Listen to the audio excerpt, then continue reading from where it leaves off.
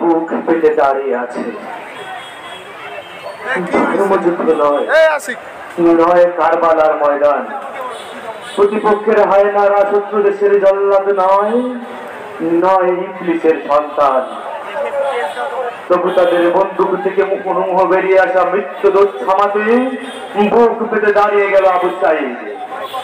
৭১-এর শত্রু ভুগিস্তেন গান হাতে নেই বলটব ককটেল।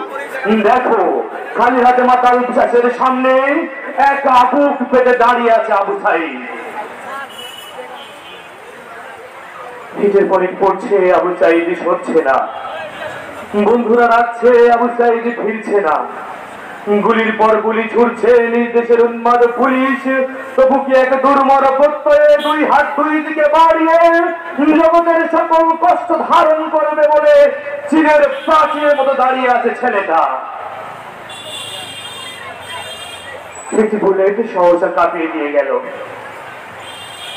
আবু সাঈদ ও কি সরে যাবে, ও কি সরে যাবে? ফেরাউনের সন্তানরা কি জানে সাহসের কদর? তুই সরে যা আবু সাঈদ, তোর বোন কাঁদছে। তুই ফিরে যা আবু সাঈদ, তোর মা ডাকছে। ঘরের ছেলে ঘরে ফিরে আয় বাপ।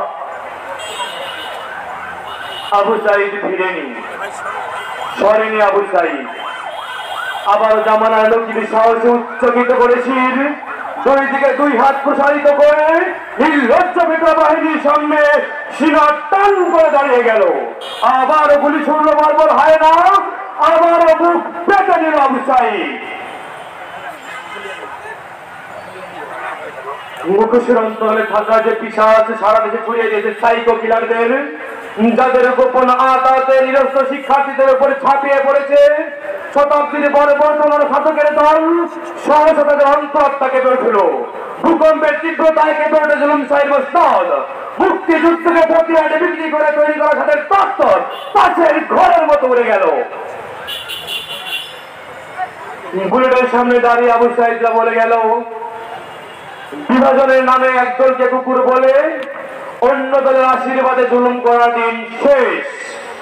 হে মাননীয় ইবলিস, এখানে সবাই মানুষ, তবু যদি তুমি স্বৈরাচার আজ মুক্তিযোদ্ধা হও, তাহলে রাজাকারী হোক আমার আত্মপরিচয়ের শেষ দলিল।